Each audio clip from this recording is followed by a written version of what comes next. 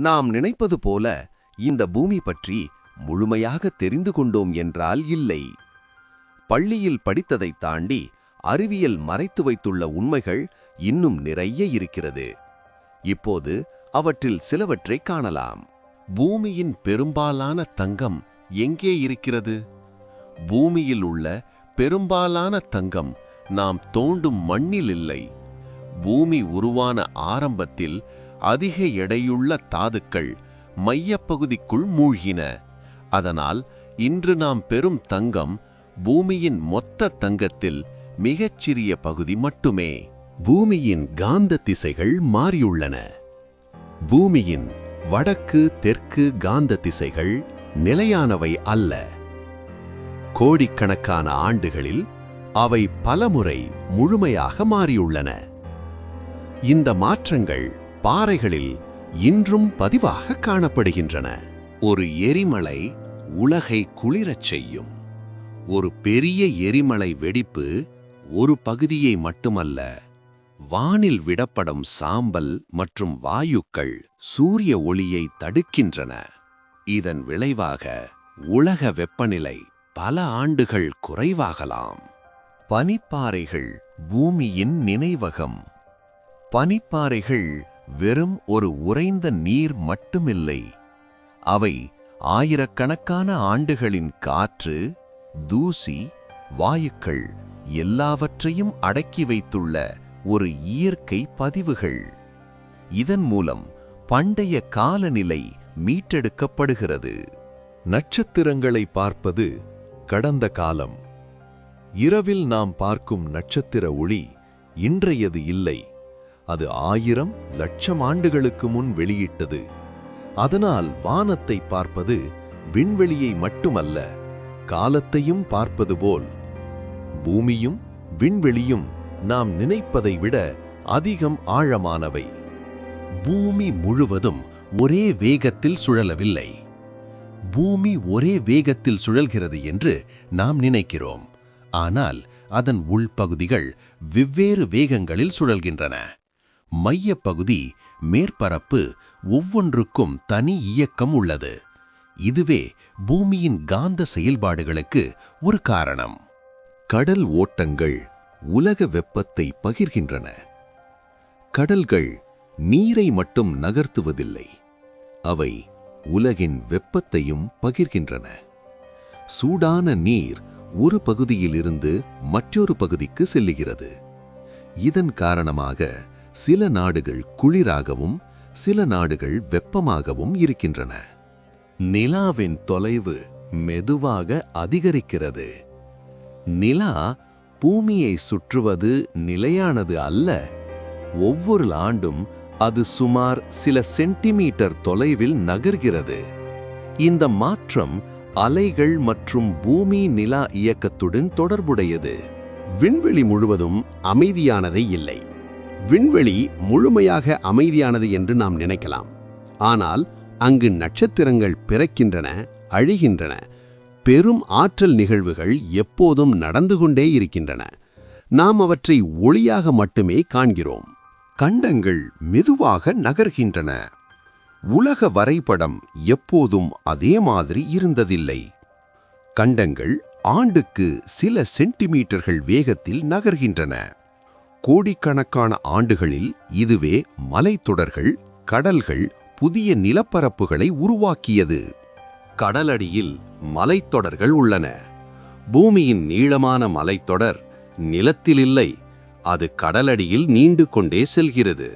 இந்த மலைத்தொடர்கள் புதிய பூமி பரப்புகள் உருவாகும் இடங்களாகும்.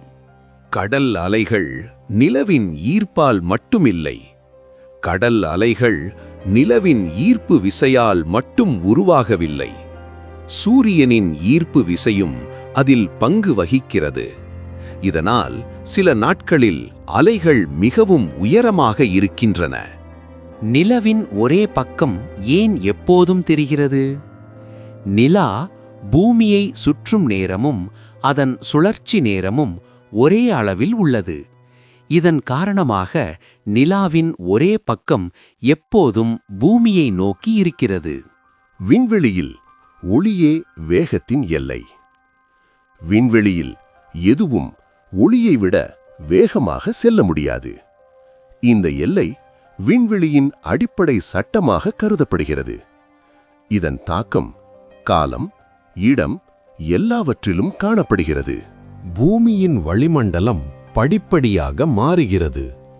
பூமியின் வளிமண்டலம் ஒரே மாதிரி இருந்ததில்லை. ஆக்சிஜன் அதிகரித்தது, கார்பன் டை ஆக்சைடு குறைந்தது. இந்த மாற்றங்கள் உயிரினங்களின் வளர்ச்சிக்கும் சூழல் மாற்றங்களுக்கும் அடிப்படையாக இருந்தன. கடல்கள் ஒலி அலைகளை தூரம் கடத்தும். கடலில் ஒலி நிலத்தை விட வேகமாக பயணிக்கிறது. இதனால் திமிங்கலங்கள் நூற்றுக்கணக்கான கிலோமீட்டர் தூரத்திலும் தொடர்பு கொள்ள முடிகிறது. கடல்கள் ஒரு ஒலி வலையமைப்பு. நிலா பூமியை பாதுகாக்கும் கவசம். நிலா வெறும் சுற்றும் கோல் அல்ல, அது சில விண்கற்கள் மற்றும் ஆற்றல் தாக்கங்களை தன் மீது ஈர்த்து பூமியை பாதுகாக்கிறது. இதன் தாக்கம்தான் பூமியின் நீண்டகால நிலைத்தன்மைக்கு வழிவகுக்கிறது. பூமி ஒளியை பிரதிபலிக்கும் அளவு மாறுகிறது. பூமி எல்லா சூரிய ஒளியையும் உள்வாங்குவதில்லை. பனி, மேகங்கள், பாலைவனங்கள் ஒளியின் ஒரு பகுதியை விண்வெளிக்கே திருப்பி அனுப்புகின்றன. இந்த அளவு மாறும்போது உலக வெப்பநிலையும் மாறுகிறது. கடலடியில் பூமி மீண்டும் உருவாகிறது. பூமியின் மேற்பரப்பு என்றென்றும் நிலைத்திருக்காது. கடலடியில் பழைய பூமி பரப்பு உள்பகுதிக்குள் மீண்டும் சென்று அழிக்கப்படுகிறது. அதே நேரத்தில் புதிய பூமி பரப்பு உருவாகிறது. விண்வெளி ஒரு இயற்கை கண்ணாடி. பெரும் நட்சத்திர கூட்டங்கள் ஒளியை வளைத்து மாற்றுகின்றன. இதனால் ஒரே நட்சத்திரம் பல இடங்களில் தோன்றலாம். இந்த நிகழ்வு தொலைவான பிரபஞ்சத்தை ஆராய உதவுகிறது. கிரகங்களை நேரடியாக பார்க்காமல் கண்டுபிடிக்கலாம். பல கிரகங்கள் நம்மால் நேரடியாக பார்க்கப்படவில்லை. அவை தங்கள் நட்சத்திரத்தின் ஒளியை சிறிது குறைப்பதன் மூலம் கண்டுபிடிக்கப்படுகின்றன. இதுவே புதிய கிரக ஆய்வின் அடித்தளம். பிரபஞ்சத்தில் பழமையான ஒளி இன்னும் உள்ளது. பிரபஞ்சம் பிறந்தபோது வெளியான மிக பழைய ஒளி இன்றும் எல்லா திசைகளிலும் பரவிக்கொண்டிருக்கிறது. அது பிரபஞ்சத்தின் ஆரம்பத்தை புரிய முக்கிய சான்று. கடல்களின் உப்பு அளவு எப்போதும் ஒரே மாதிரி இல்லை. கடல்கள் என்றென்றும் ஒரே அளவு உப்புடன் இருந்ததில்லை. ஆறுகள் தொடர்ந்து தாதுக்களை கொண்டு வருகின்றன. காலப்போக்கில் இதுவே கடல் நீரின் இயல்பை மாற்றியுள்ளது. கிரகங்கள் எப்போதும் ஒரே பாதையில் சுற்றுவதில்லை. கிரகங்களின் சுற்றுப்பாதைகள் மாறாதவை அல்ல. பெரிய கிரகங்களின் ஈர்ப்பு விசை சிறிய கிரகங்களை மெதுவாக விலக்கலாம். இதனால் முழு கோள் அமைப்பே மாறக்கூடும். விண்வெளியில் வெற்றிடம் கூட அழுத்தம் கொண்டது. விண்வெளி முழுமையாக காலியானது என்று நினைப்பது தவறு. அங்கு குறைந்த அளவு துகள்கள் மற்றும் ஆற்றல் இருப்பதால் அழுத்தம் உள்ளது. இதுவே விண்வெளி இயக்கங்களை பாதிக்கிறது. நட்சத்திரங்கள் தனியாக பிறப்பதில்லை. நட்சத்திரங்கள் ஒரே ஒன்றாக உருவாவதில்லை. பெரிய வாயு மேகங்களில் நூற்றுக்கணக்கான நட்சத்திரங்கள் ஒரே நேரத்தில் பிறக்கின்றன. இதையே நட்சத்திர குடும்பம் என்று அழைக்கிறார்கள். விண்வெளியில் நேரம் ஒரே வேகத்தில் செல்லாது. விண்வெளியில் நேரம் எங்கும் ஒரே வேகத்தில் செல்வதில்லை. அதிக வேகம், அதிக ஈர்ப்பு இருந்தால் நேரம் மெதுவாக நகர்கிறது. இதுவே விண்வெளி பயணங்களில் கணக்கில் எடுக்கப்படும் முக்கிய உண்மை. விண்வெளியில் வெற்றிடம் முழுமையான பூஜ்ஜியமல்ல. வெற்றிடம் என்றால் எதுவும் இல்லை என்று அல்ல. அங்கு நுண்ணிய துகள்கள் திடீரென உருவாகி மறைந்து மீண்டும் உருவாகின்றன. இதையே அறிவியல் குவாண்டம் வெற்றிடம் என்று அழைக்கிறது. விண்வெளியில் அளவிட முடியாத தூரங்கள் உள்ளன. விண்வெளியில் சில தூரங்களை மீட்டரில் அளவிட முடியாது. அதற்கு பதிலாக ஒளி எத்தனை ஆண்டுகள் பயணிக்கிறது என்பதே அளவாக பயன்படுகிறது. இதுவே மனித அறிவின் எல்லையை காட்டுகிறது.